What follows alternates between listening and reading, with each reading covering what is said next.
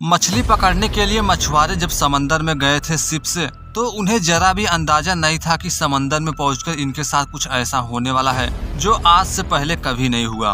क्योंकि ये मछुआरे किसी छोटे मोटे ग्रुप में नहीं थे, बल्कि इसमें थे पूरे 47 लोग। मछली की तलाश में ये समंदर से 10, 20, 50 किलोमीटर नहीं, बल्कि 20 से समंदर में जा चुके थे करीब 300 किलोमीटर अंदर। रात के लगभग 2 बजे कैप्टन को एहसास हुआ शायद शिप के पिछले हिस्से में धमाका हुआ है। जब तक वे प्रॉब्लम को समझ पाते बहुत देरी हो चुकी थी। ये शिप थी FV Alaska ranger. Was the Alaska Ranger taking other chances to get to the fish? Coast Guard investigation into the sinking of the Alaska Ranger. The Alaska Ranger went down early Sunday morning in rough seas with 8-foot waves and 25-knot winds. With Alaska's extreme environment, something on their fishing boat went wrong. Story की शुरुआत हुई आज से लगभग 16 साल पहले मार्च सन 2008 से।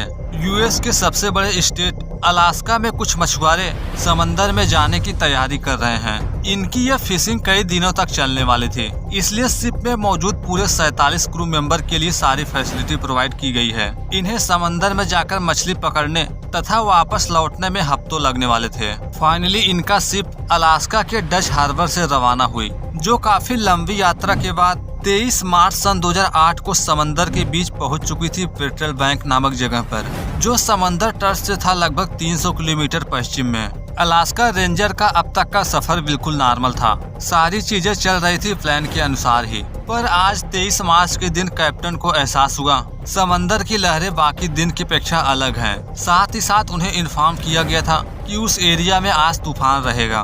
दोपहर होते होते इसका सिग्नल भी देखने को मिला, क्योंकि हर रोज की अपेक्षा आसमान में आज बादल थे।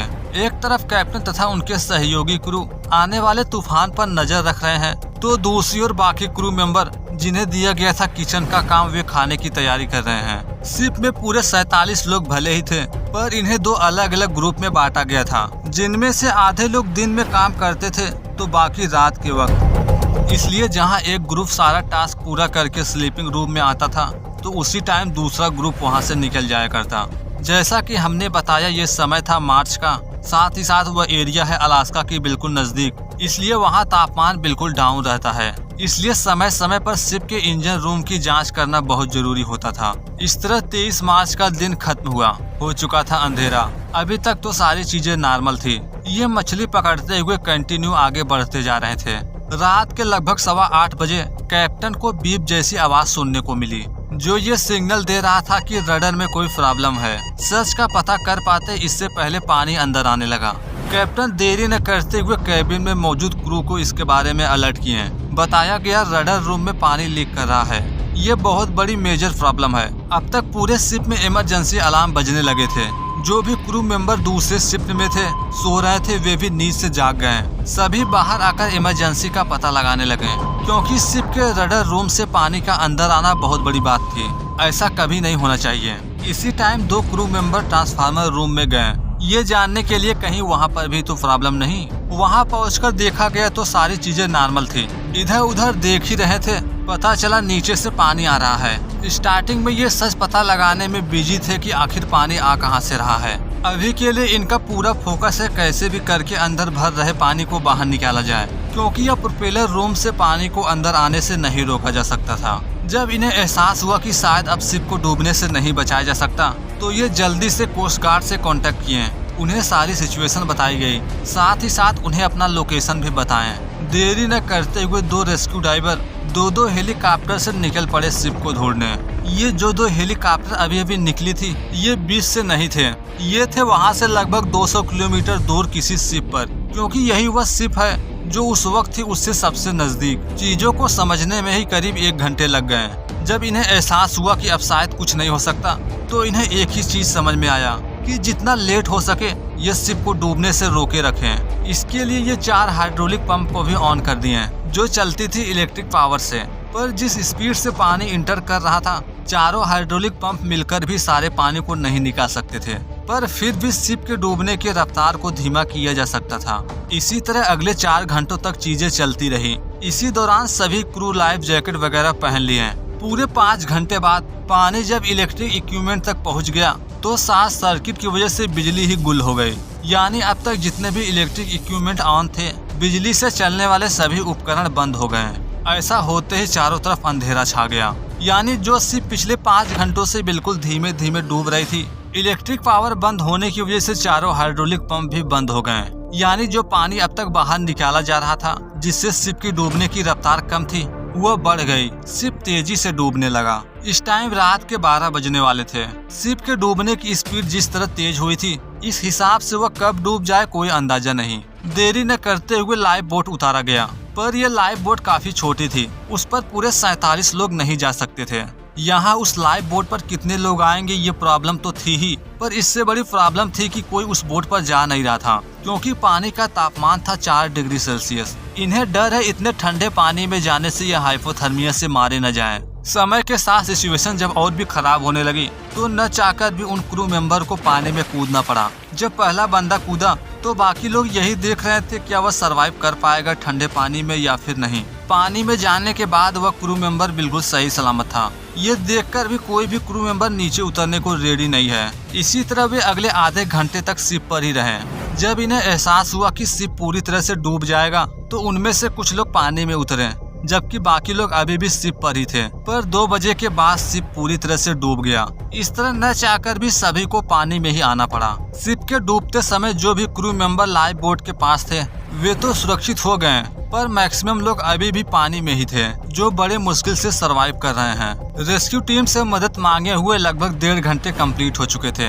अब तो शिप भी डूब चुका है, पर उनका कोई अता पता नहीं। अगर उन्हें आने में ज्यादा देरी हुई तो जो लोग बोट में है वे लोग तो जीवित बच जाएंगे, पर जो मैक्सिमम लोग पानी में थे उनका जीवित बचना नामुमकिन होगा। इसके बाद 47 लोगों के साथ हुआ क्या ये जीवित बच पाए? ये जानने से पहले हमें ये जानना जरूरी है कि आखिर शिप के साथ हुआ क्या था जो इतनी आसानी से समंदर में डूब गई। पूरा सच जानने के लिए हमें वक्त में थोड़ा सा पीछे जाना होगा, जब कैप्टन थे निचले डेक में, जब उन्हें इमरजेंसी बीप की आवाज सुनने को मिली थी। सच जानने के लिए जब वे सामने वाले डेक के दरवाजे के पास पहुँचे, उसे ओपन करने की कोशिश किए तो उस तरफ से पानी आने लगा। उसे बंद करके ऊपर कैबिन तक ये खबर पहुँचाएं, रडर रूम में पानी भर रहा है, सच का पता लगाएं, पानी भरने से रोका जाए। यदि हम उस शिप के रडर के बारे में थोड़ा सा जाने तो ये होता है शिप के प्रोपेलर के पीछे के साइड, जो प्रोपेलर की अपेक्षा ग्राउंड से कुछ ज्यादा ही ऊपर होता है। यही सबसे बड़ी प्रॉब्लम थी। यानी शिप का जो हिस्सा बाकी पार्ट की अपेक्षा ऊपर है, उस पर किसी तरह का इम्पैक्ट पड़ना नॉर्मल बात नहीं थी। पर इस चीज को भी नजरअंदाज नहीं किया जा सकता कि पानी अंदर आ रहा था उसी हिस्से से। जांच जब और आगे बढ़ी तो शिप के सारे डैमेज तथा लीकेज को वापस से चेक किया गया। जांच में जब आगे की कड़ी को वापस से जोड़ा गया तो इन्वेस्टिगेशन टीम को कुछ और बातें पता चली। धीरे धीरे पानी का लेवल जब इलेक्ट्रिक पार्ट तक पहुंचा तो शॉर्ट सर्किट की वजह से इलेक्ट्रिक पावर ही बंद हो गया, जिससे चारों हाइड्रोलिक पंप ही बंद हो गए थे, जिसके बाद शिप के डूबने की रफ्तार और ज्यादा बढ़ गई। यदि कहा जाए कि ऐसा नहीं होना चाहिए तो आपको कैसा लगेगा? दरअसल इस हादसे के लगभग 19 साल पहले ईयर 1989 में चारों पंप इलेक्ट्रॉनिक पंप नहीं थे, बल्कि थे मैकेनिकल पंप। यानी ऐसे सिचुएशन में यदि इलेक्ट्रिक पावर बंद भी हुआ तो फिर भी वे चारों पंप बंद नहीं होते।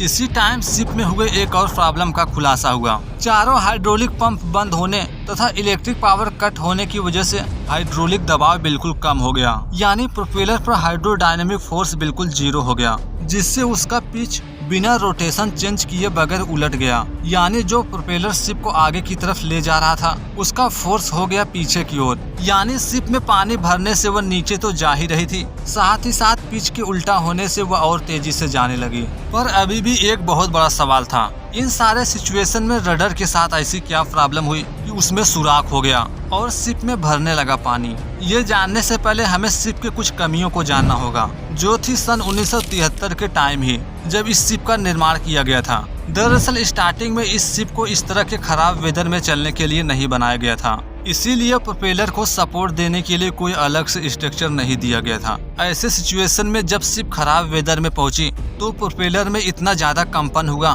कि उसका एक हिस्सा ही शिप से उखड़ गया, जिससे रडर रूम के नीचे के साइड बन गया एक बहुत बड़ा सुराख। यानी हम जिस रडर के बारे में जानने की कोशिश कर रहे थे उसमें कोई प्रॉब्लम थी ही नहीं। रडर रूम में सुराख हुआ था प्रोपेलर के टूटने की वजह से, और इसके बाद वही हुआ जिसकी किसी ने कल्पना नहीं की थी। शिप समंदर में डूब गया। जबकि सभी 47 क्रू मेंबर जान बचाने के लिए मजबूर थे। शिप के डूबने के आधे घंटे बाद रेस्क्यू टीम के दोनों हेलीकॉप्टर पहुंचे। बचाव टीम तो पहुंच चुकी थी, पर अंधेरा होने की वजह से किसी भी क्रू मेंबर को देखना पॉसिबल नहीं था। इस टाइम क्रू मेंबर ने भी समझदारी दिखाया। उन सभी के पास इमरजेंसी टॉर्च था। वे हेलीकॉप्टर के पायलट की ओर इशारा किए।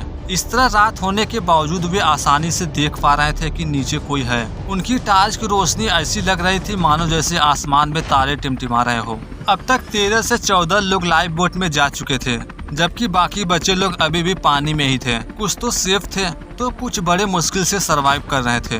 दोनों हेलीकॉप्टर से अगले 5 घंटों तक बचाव अभियान जारी रहा। सभी क्रू मेंबर को नजदीकी शिप तक पहुंचाने में सुबह हो गया। सभी सुरक्षित बचा लिए गए तो उनकी गिनती की गई। गिनती में पता चला इनके पास 47 क्रू मेंबर नहीं बल्कि है सिर्फ 46 क्रू मेंबर। एक गायब था। यहाँ पर दुख की बात ये थी, इन 46 लोगों में से 4 लोगों की डेथ हो चुकी थी, जबकि एक बंदा अभी भी गायब था। उसकी काफी लंबे समय तक खोज चली पर वह आज तक नहीं मिला। समंदर में ही कहीं खो गया। इस तरह 47 में से 42 को जीवित बचा लिया गया था, जबकि 5 लोगों को गंवानी पड़ी अपनी जान। जब अलास्का रेंजर शिप समंदर में डूबा था तो उसके मात्र 2 साल पहले सन 2006 में एक कैदी को आजीवन कारावास की सजा सुनाई गई। पर एक सुबह जेलर जब उसके सेल में पहुंचा तो देखा वह अपराधी गायब है। उसके सेल में ना ही सुरंग था, ना ही भागने के लिए कोई खिड़की, और तो और उसके सेल के सामने सीसीटीवी कैमरा भी है, जहां से वो बाहर भी नहीं निकला था, जिसके बारे में बात की गई है इस वीडियो में। तब तक एंजॉय कीजिए, मिलते हैं जल्द ही। धन्यवाद।